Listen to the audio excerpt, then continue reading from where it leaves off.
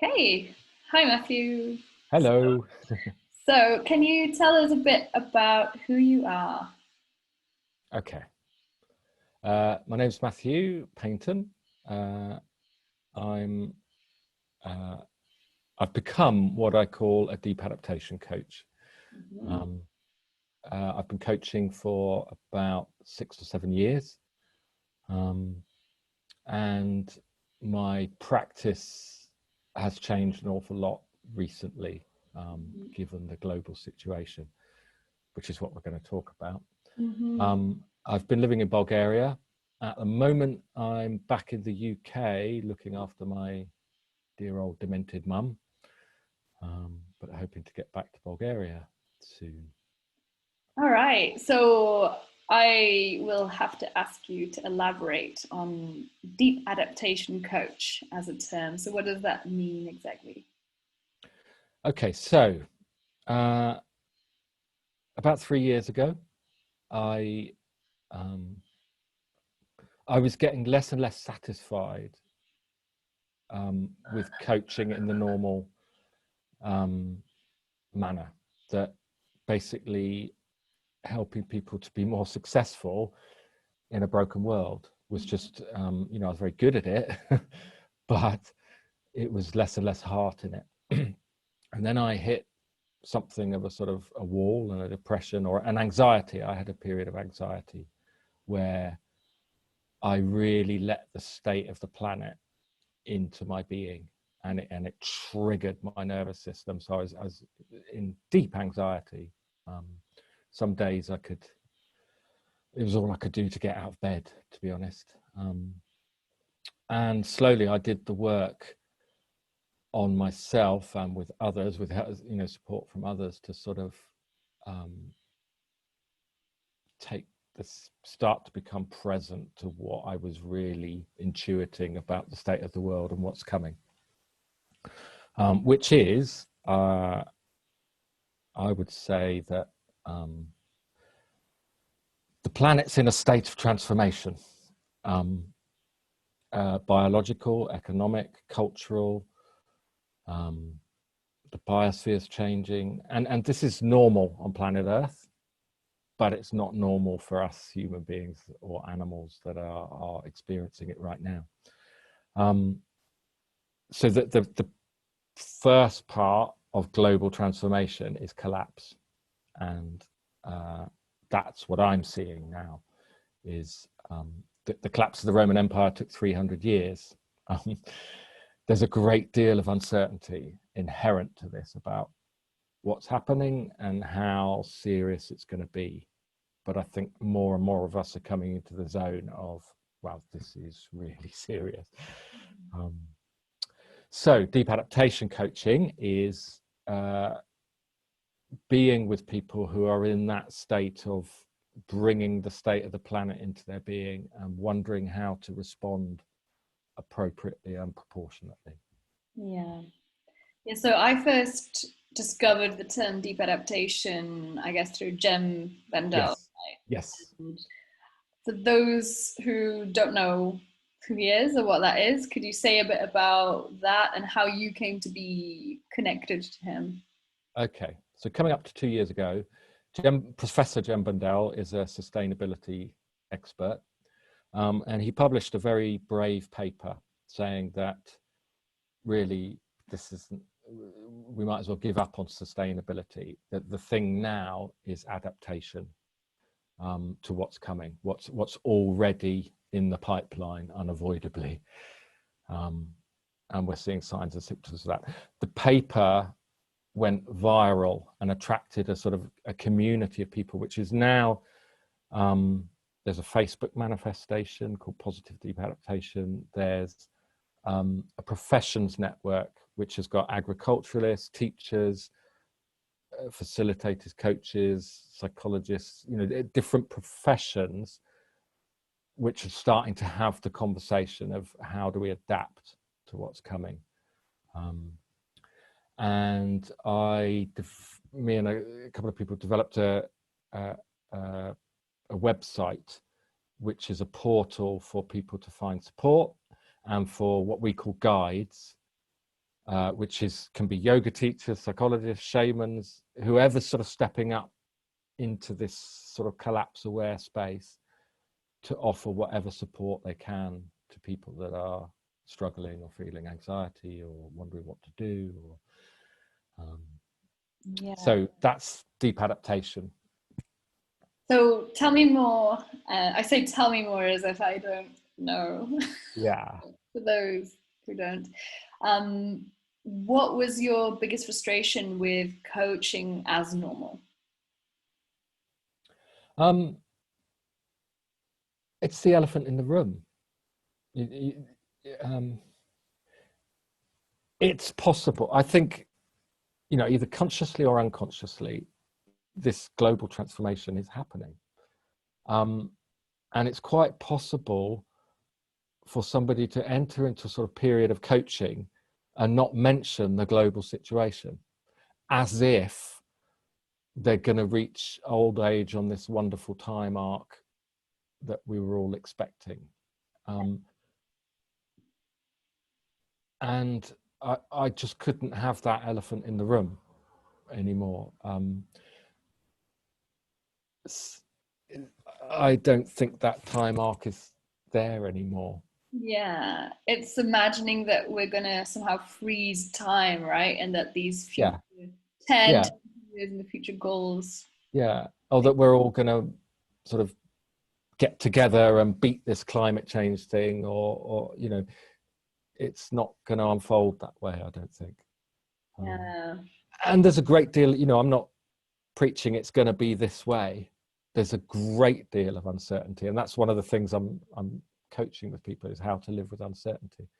There's a massive spectrum of possible results to this, some which will be less negative than others, but the shit is hitting the fan. Yeah, and that's the thing, right? We don't know how bad it's going to be, and we don't know if we're going to even survive. Uncertainty is part of it. So tell me more about how you work with uncertainty. So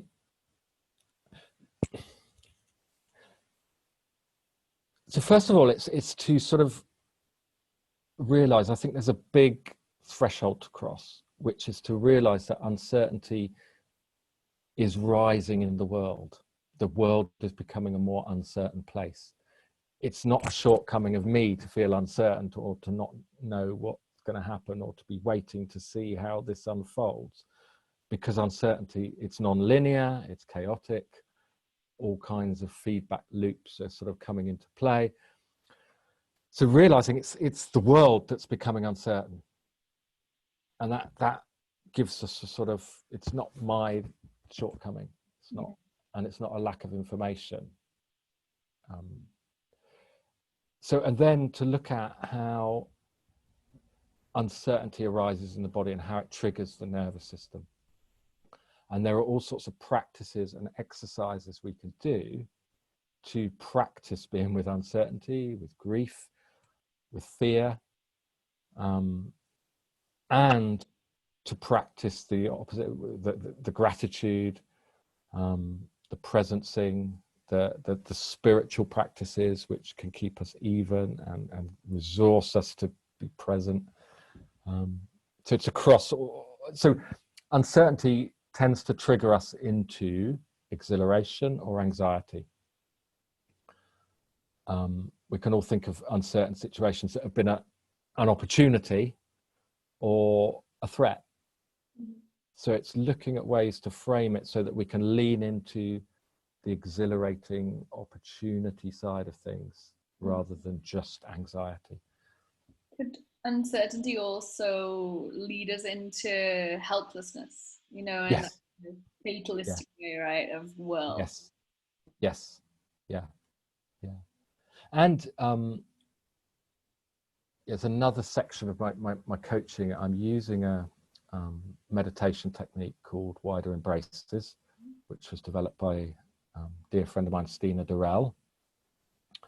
And that is a way of presencing ourselves to the different we call them holons, of which we're a part. So the physical universe, the biosphere, humanity, our community, and ourself as a sort of complex being with all these dimensions as part of our being.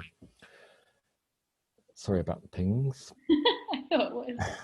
It's our modern techno world. Forget to turn things off. That's a sort of healing and presencing technique that I'm using and coaching from. So it's another sort of part of my toolkit, if you like.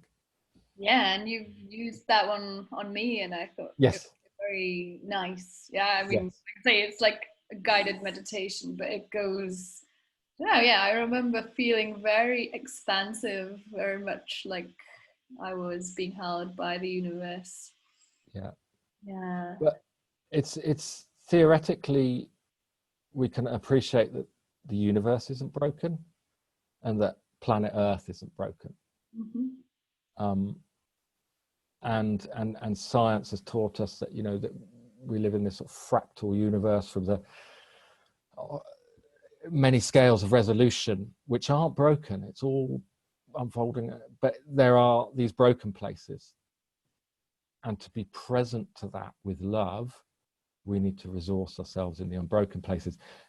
And that all sounds theoretically, but this wider embraces actually does that. It tunes us in to the deeper parts of ourselves that are unbroken.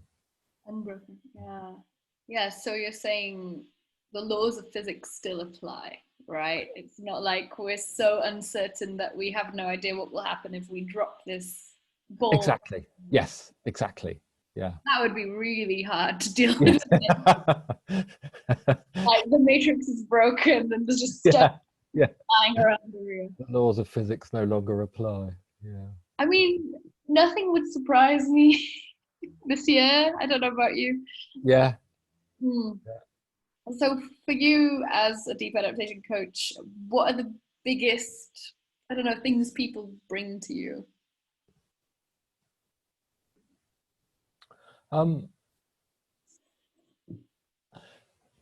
It's a good question, really good question. And it's another sort of tool I've got to work with.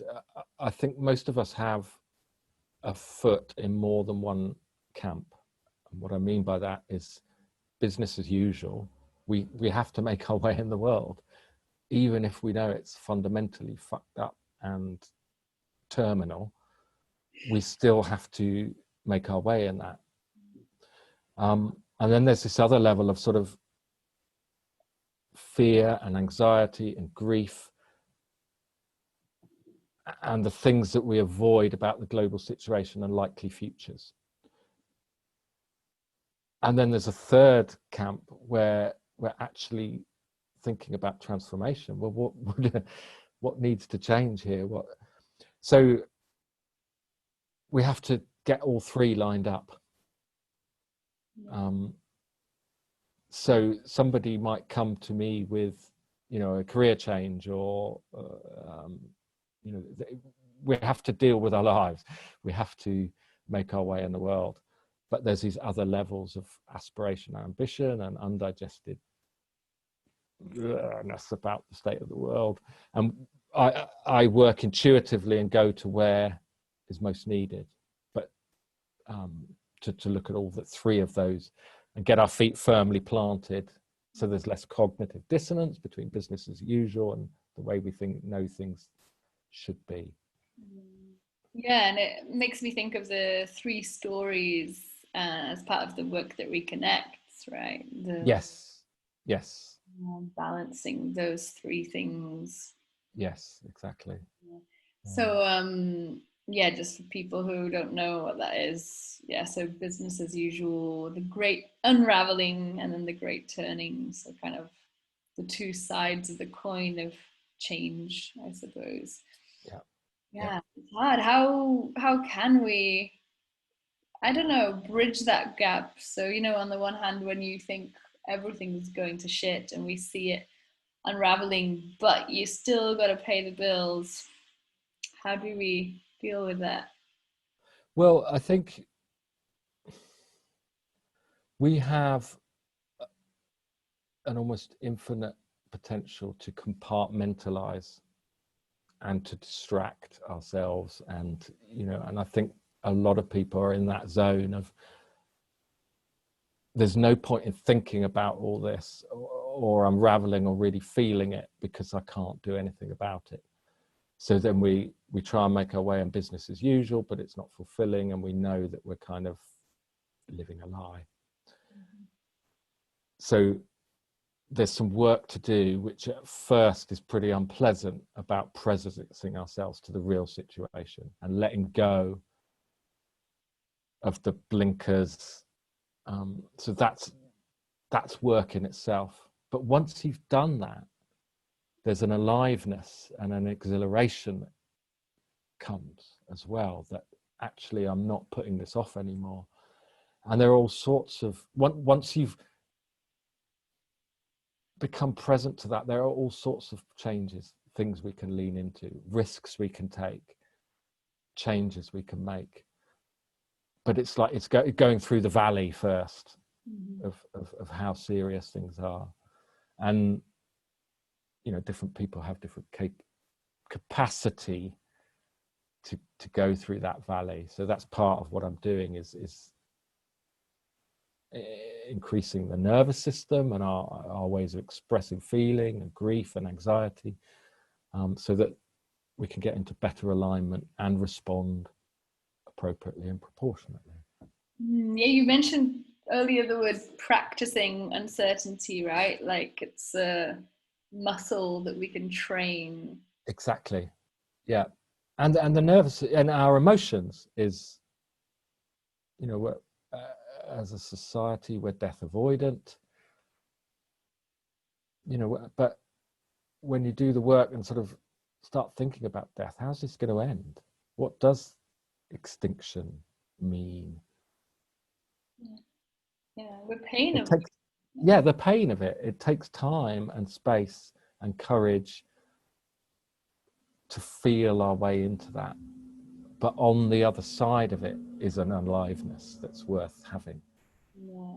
Yeah. Well, again, this is like what Joanna Macy does in the work that reconnects, right? It's like honoring our pain for the world, and only after you've been through that can you come out on the other side, because it takes so much energy to repress that pain. Yeah.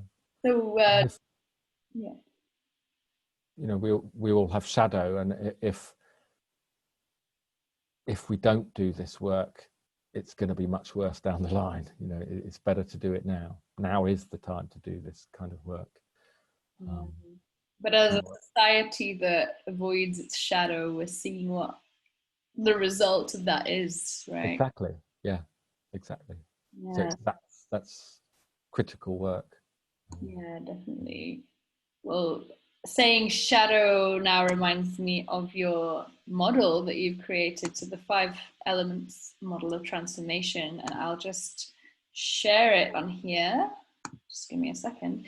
So tell me a little bit about this. Like, how did you create this? Or maybe I should say, how did this come to you? It came over time. It's had many iterations, and it's still being refined. And the first thing to say is it's not rocket science.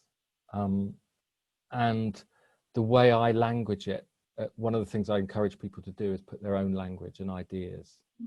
This is just a framework. And when I work with people, they adapt it and language it their way. It's a way of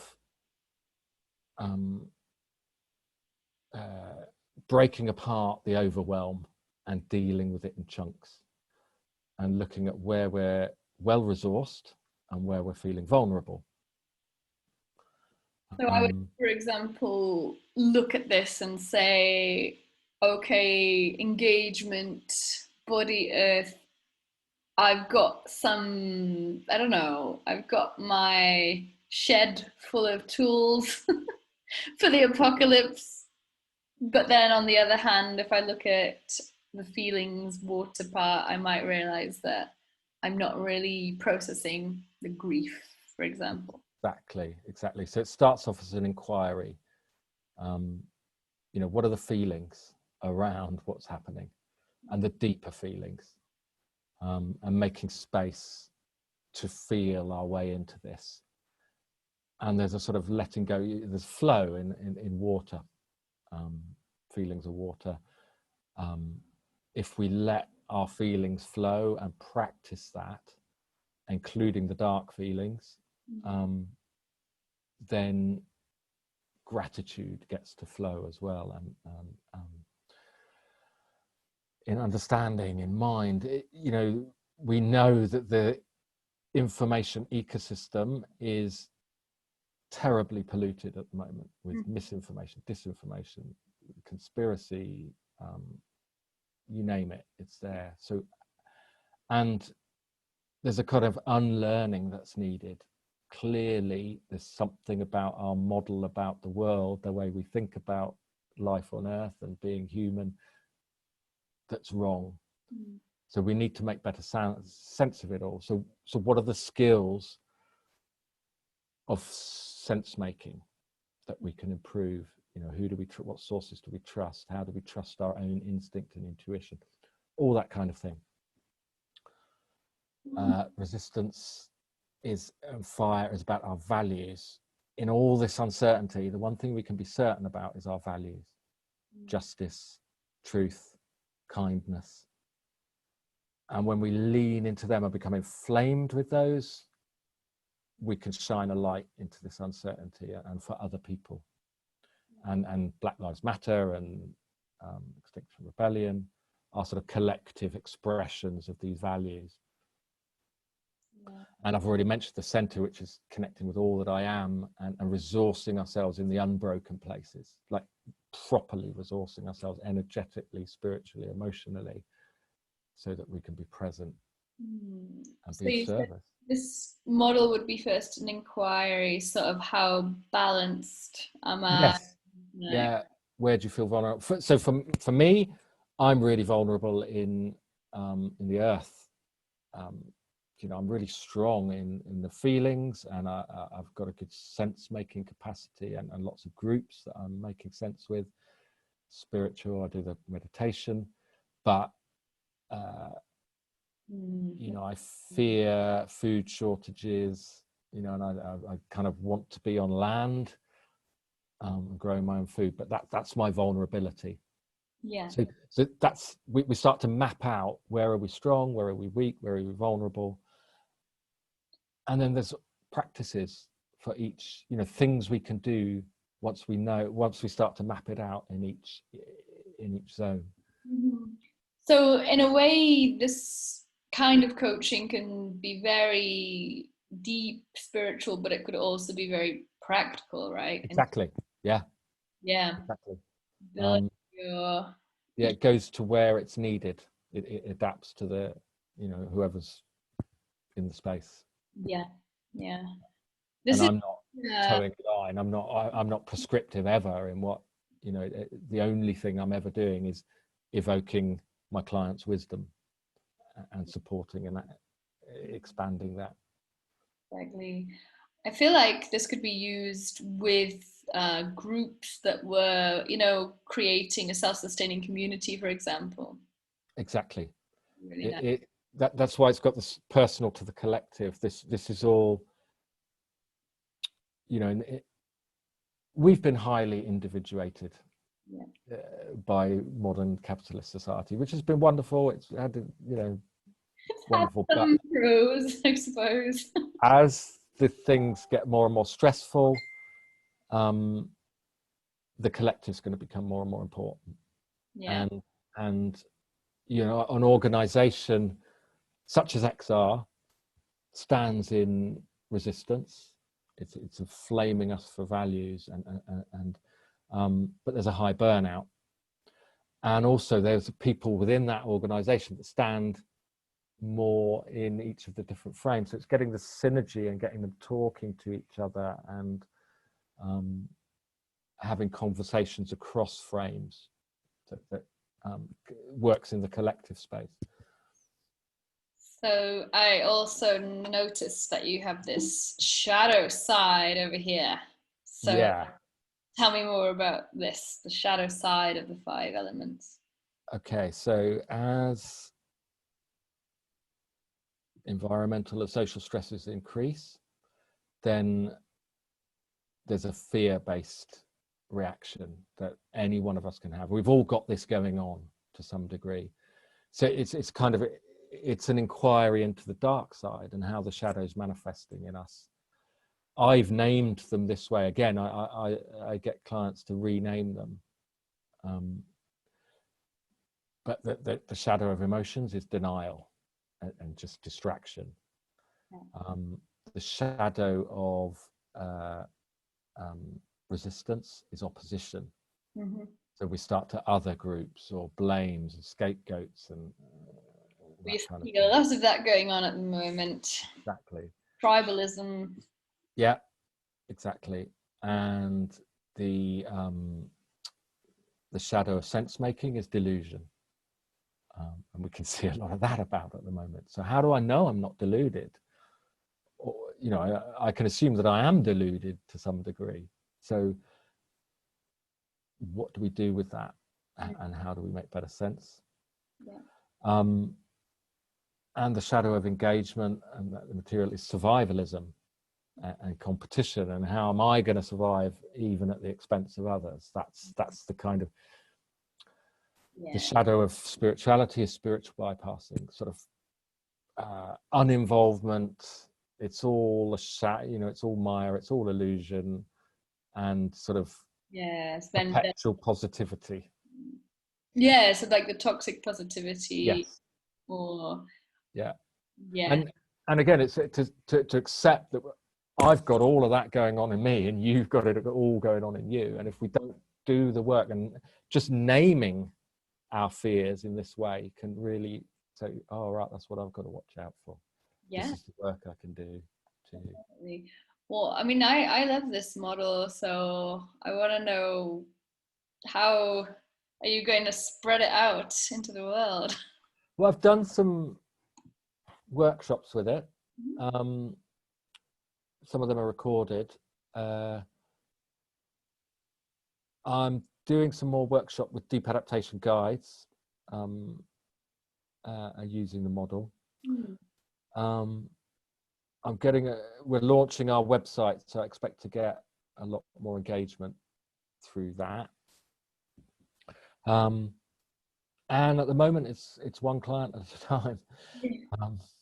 How change is made, isn't it? Exactly. Yeah, bit by bit. It's hard for us to sometimes accept that we can't change the whole world by ourselves in a day, but exactly.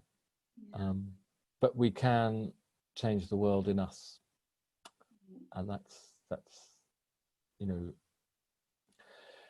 this sense of disempowerment that we have, and fatalism. There are reasons why it's there within us, but we are, a lot more powerful than we think. Spaces, conversations like this, they ripple out. They make a space where things happen. And I think, I've been aware for a long time that people are, under the surface, there are millions, if not billions of people who have a pretty clear idea of what's going on and what's needed. The tinder's all there. The sparks will catch, and whether that's next week or next month when it's a bit more serious, or in 10 years' time when it's really serious, we're entrained for change. Well, I would say the sparks already ignited. Yeah. The world is literally on fire now. So it's when you're in it, right? Because when you look back at the Roman Empire taking 300 years to collapse, I'm sure that the average person, their life didn't feel that they were constantly in the collapse. So it's maybe when you look back hundreds of years later and you go, oh, that was the period where that was unfolding. Yeah, exactly. And then, there was a period in in Britain, where the Roman Empire had been there for centuries, and then they left, and no one knew how to build roads anymore. Yeah, yeah. It's just, that was collapse. It wasn't, a bloodbath in the streets. It was, yeah. Well, that's what gives me, I don't know if hope is the right word, but looking at how humanity has lived through a variety of different challenges and ways of being, I'm sure life was not great in Britain for the last sort of, 2000 years, really. But at the same time, we got through it. Uh, Yeah. as a Welsh person, we maintained our language and these like poetry traditions, even when people were dirt poor. So, there's things won't stay the same as they are now, but the human spirit is very resilient, I think. Yeah, yeah, and adaptable, and literally plastic. They talk about neuroplasticity, which we are an adaptable species, and we are now in a situation where we have to adapt. So, pretty much. Yeah, well, it seems the only certainty is uncertainty in that situation. Yeah, exactly. Yeah. So, one last question then. So, so for somebody who is just starting to sort of realize and accept now that business as usual isn't going to be able to continue, because everyone's on a different place, right, on the sort of bell curve of early adopters and the resistors, and some people are just starting to go, hang on. What would you recommend for them as a sort of starting point for dealing with that? Talk to people who are in the same zone, and really make space for this in whatever way you can. Rope off some time to research, to share, to explore, to talk to people, and delve into your intuition and your fear, and find the support that you need to be able to do that around you. And that there are, on the Deep Adaptation Network, you can find it on Facebook. There's a lot of support out there for people, and no one should be sort of saying this is the way it is. It's all gonna end. And it's not like that. It's come on, let's come together and sit with each other and listen. And so be gentle, but it's not easy. Yeah. And find support, find circles, find people to share with. Yeah. And I think recognizing that there isn't a quick fix solution, right? Because people tune in to webinars even like this going, okay, I've got pain, what's the solution? What do I have to do to make the bad feelings go away? It's like, sorry, that's not the way that the world really is. Yeah. Being given a lie, right, that we can buy a solution to everything that feels bad. Yeah, but there's a lot of aliveness in grief, and we only grieve for what we love, and it brings us into gratitude for what we love. Yeah. And there's much to love about life, wherever you are and however things unfold. There's an aliveness to this as well, but it's not easy. Thank you.